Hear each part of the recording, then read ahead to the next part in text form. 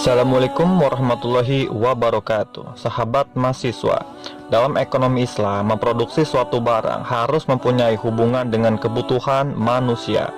Dalam Al-Quran menggunakan konsep produksi barang dalam artian luas. Al-Quran menekankan manfaat dari barang yang diproduksi.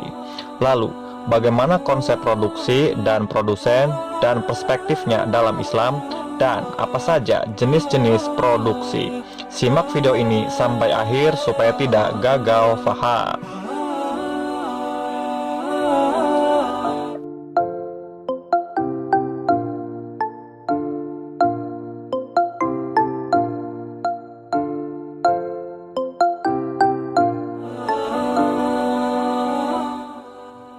Produksi adalah kegiatan manusia untuk menghasilkan barang dan jasa yang kemudian dimanfaatkan oleh konsumen.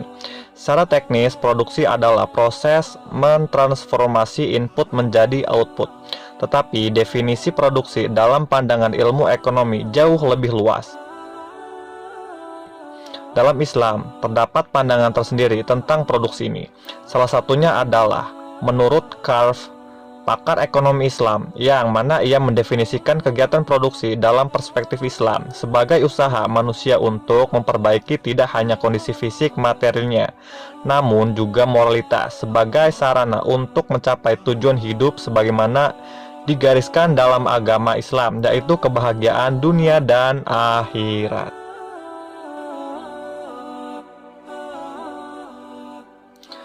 Sedangkan dalam konsep ekonomi konvensional kapitalis, produksi dimaksudkan untuk memperoleh laba sebesar-besarnya. Berbeda dengan tujuan produksi dalam Islam yang bertujuan untuk memberikan maslahah yang maksimum bagi konsumen. Walaupun dalam ekonomi Islam tujuan utamanya adalah memaksimalkan maslahah, memperoleh laba tidaklah dilarang selama tidak berada dalam bingkai tujuan dan hukum Islam. Secara lebih spesifik, tujuan kegiatan produksi adalah meningkatkan kemaslahatan yang bisa diwujudkan dalam berbagai bentuk, yang diantaranya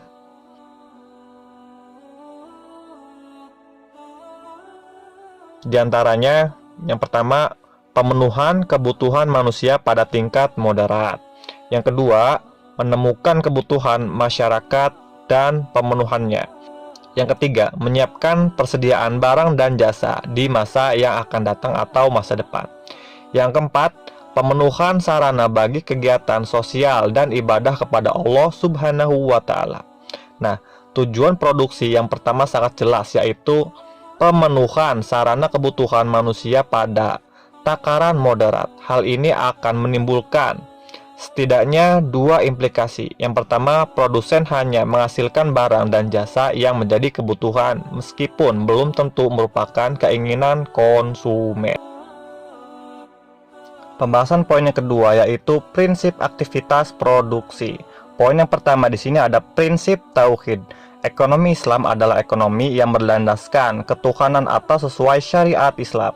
Tujuan ekonomi ini membantu manusia menyembah Tuhannya atau menyembah Allah Subhanahu wa Ta'ala. Prinsip ketuhanan menjadikan seorang muslim tidak akan mengambil barang yang bukan miliknya dan tidak akan memakan harta yang bukan haknya. Hal ini dikarenakan adanya perasaan selalu diawasi. Prinsip tauhid adalah ajaran fundamental dalam Islam. Prinsip ini mengatakan bahwa produsen melangsungkan kegiatannya karena ketaatan pada Allah dan termotivasi beribadah kepadanya. Berdasarkan prinsip ini, Allah Subhanahu wa Ta'ala telah menetapkan batas, aturan, dan hukum atas aktivitas produksi yang dilakukan manusia, menegaskan kewajiban mereka pada Allah Subhanahu wa Ta'ala, kepada sesama manusia dan alam semesta. Poin yang kedua yaitu prinsip kemanusiaan. Prinsip kemanusiaan pertama adalah kewajiban manusia untuk menyembah Allah Subhanahu wa Ta'ala dan memakmurkan bumi dan sekitarnya.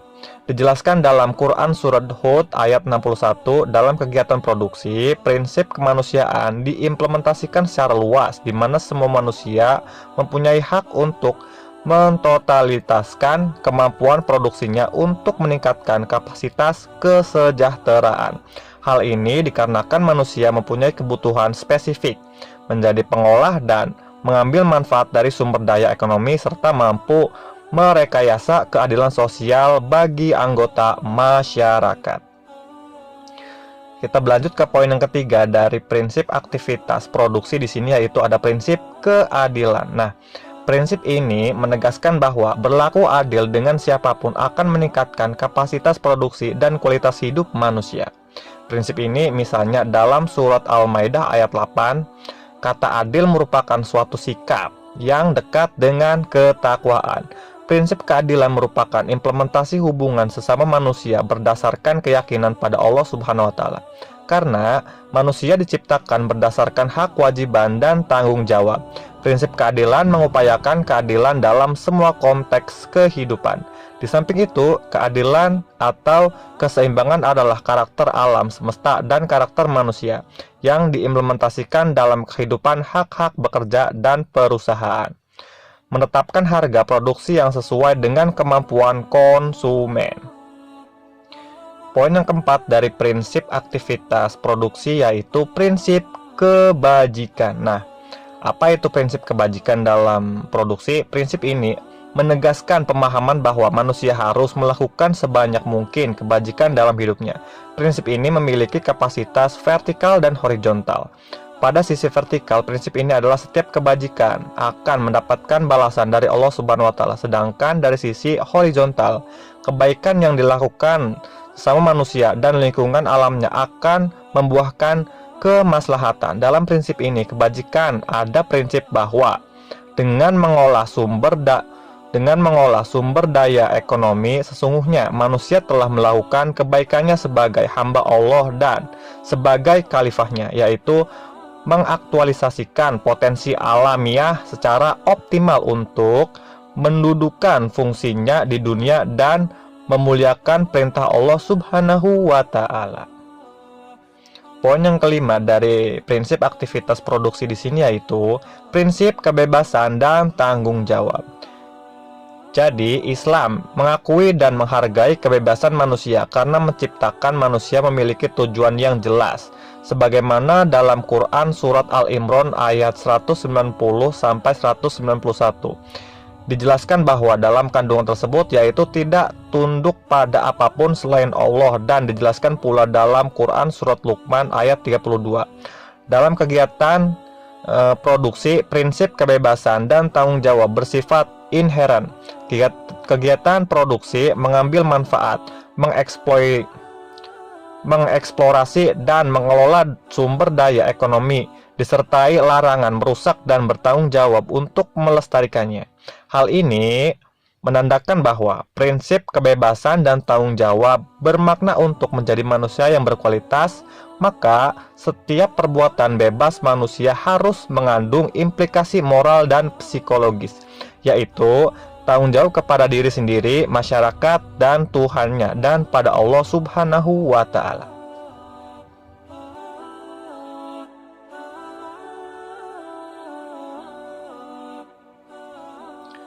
Poin berikutnya, pembahasan mengenai produsen. Nah, upaya produsen untuk memperoleh maslahah atau kesejahteraan bagi masyarakat yang maksimum dapat terwujud apabila produsen mengaplikasikan nilai-nilai Islam dari proses produksinya. Dengan kata lain, seluruh kegiatan produksi terkait pada tatanan nilai moral dan teknikal yang Islami.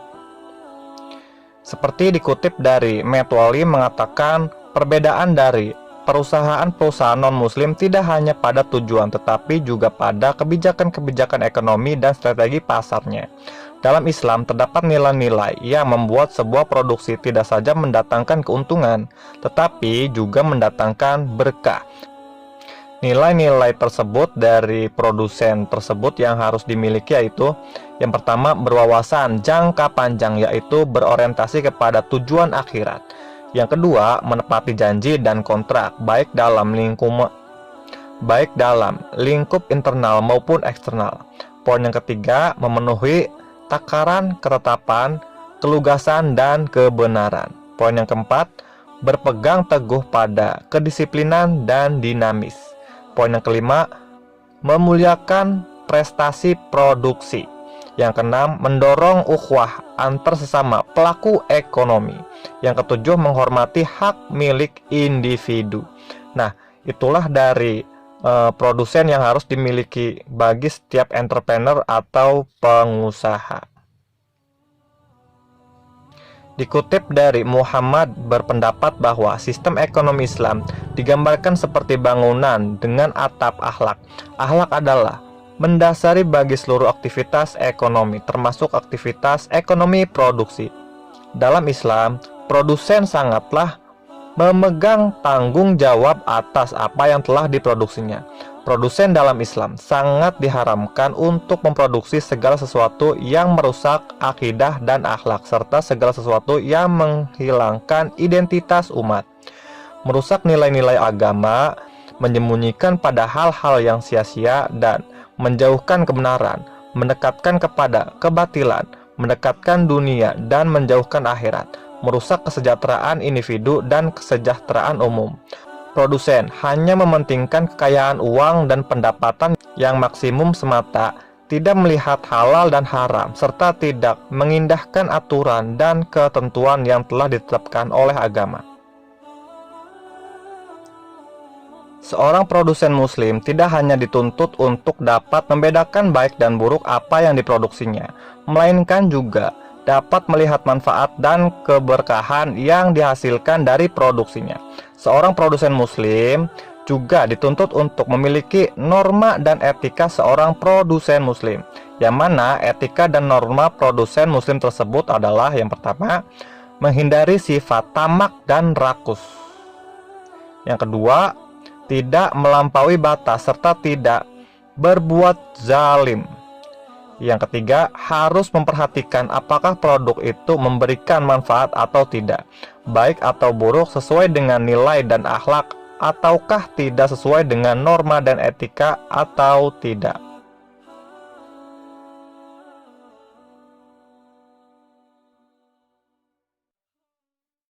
Jadi bisa disimpulkan, produsen muslim untuk kembali memperhatikan apa yang sudah ia produksi, apakah itu baik atau buruknya, untung ruginya, serta keberkahan, dan tidak hanya mementingkan keuntungan dunia. Karena apapun yang diproduksi oleh seorang produsen pastinya akan digunakan oleh orang banyak dan akan tersebar luaskan. Untuk itu, sebagai produsen muslim harus memperhatikan banyak aspek dalam hal memproduksi sesuatu. Jangan sampai apa yang diproduksinya hanya mementingkan kepentingan dunia atau bahkan menghasilkan sesuatu yang buruk dan tidak mendatangkan keberkahan dan kebaikan. Setelah kita membahas mengenai produsen dalam perspektif Islam, kita akan melanjut kepada pembahasan poin jenis-jenis produksi. Yang pertama di sini jenisnya ada produksi industri. Nah, apa itu produksi industri? Pengertian produksi industri adalah aktivitas produksi yang bertujuan mengubah bahan baku menjadi barang setengah jadi atau barang jadi yang kemudian akan dijual ke masyarakat. Contohnya dari produk industri ini yaitu industri makanan setengah jadi yang menjual gandum kepada pengusaha makanan. Pengusaha makanan mengolah gandum menjadi roti atau mie instan yang dijual ke konsumen akhir. Produksi yang kedua jenisnya yaitu produksi perdagangan. Nah, pengertian dari produksi perdagangan adalah aktivitas produksi yang bertugas sebagai perantara antara produsen dengan konsumen, atau bisa juga disebut sebagai distributor. Nah, contohnya produksi perdagangan di sini yaitu membeli hasil perkebunan dan pertanian, kemudian menjualnya kepada perusahaan industri atau ke konsumen akhir.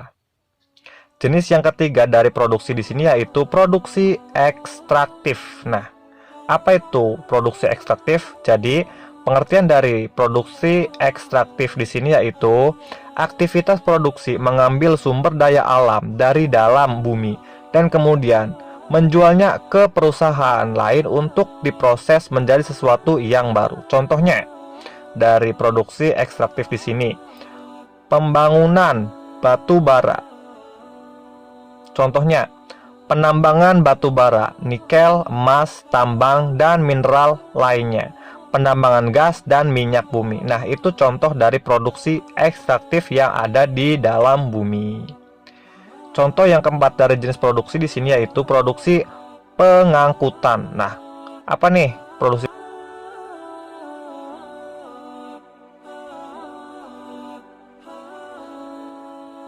Jadi, produksi pengangkutan adalah aktivitas produksi yang bertujuan untuk melayani pemindahan atau distribusi barang dari produsen ke pasar. Contohnya seperti apa? Contohnya itu seperti mengangkut hasil tambang dari lokasi pertambangan ke pabrik smelter, mengangkut bahan-bahan sembako ke toko-toko untuk dijual kembali ke konsumen akhir. Jadi itu contoh dari produksi pengangkutan. Poin yang kelima dari jenis produksi di sini yaitu ada produksi jasa. Nah, pengertian produksi jasa adalah aktivitas produksi yang bertujuan untuk menjual jasa berupa keahlian tertentu untuk menangani masalah orang lain. Contohnya produksi jasa, jasa bengkel mobil untuk memperbaiki kerusakan pada mobil, jasa travel untuk memperbaiki pelayanan travel, dan lain sebagainya. Dan jenis yang keenam dari jenis produksi di sini yaitu ada produksi agraris. Nah, apa itu produksi agraris? Jadi, produksi agraris adalah aktivitas produksi dengan memanfaatkan sumber daya alam untuk menghasilkan produk. Contohnya produksi agraris seperti perkebunan karet, hasil panennya akan dijual ke pabrik karet. Perkebunan kakao, hasilnya atau hasil panennya untuk sebagai bahan dasar coklat. Peternakan sapi, hasilnya contohnya dari produksi agraris di sini yaitu ada perkebunan karet. Hasil panen akan dijual ke pabrik karet. Contoh berikutnya perkebunan kakao, hasilnya atau hasil panennya untuk sebagai bahan dasar coklat. Peternakan sapi, hasil ternaknya kemudian dijual ke pedagang daging atau ke konsumen akhir. Petani padi, contohnya, hasilnya kemudian dijual ke pedagang beras. Atau perkebunan sayuran atau perkebunan sayur dan buah-buahan, hasilnya kemudian dijual ke pedagang atau konsumen akhir. Nah, begitulah penjelasan mengenai pembahasan mengenai produksi perspektif Islam, produsen dalam perspektif Islam, dan jenis-jenis produksi. Kurang lebihnya Bapak mohon maaf. Wabillahi taufiq wal hidayah. Assalamualaikum warahmatullahi wabarakatuh.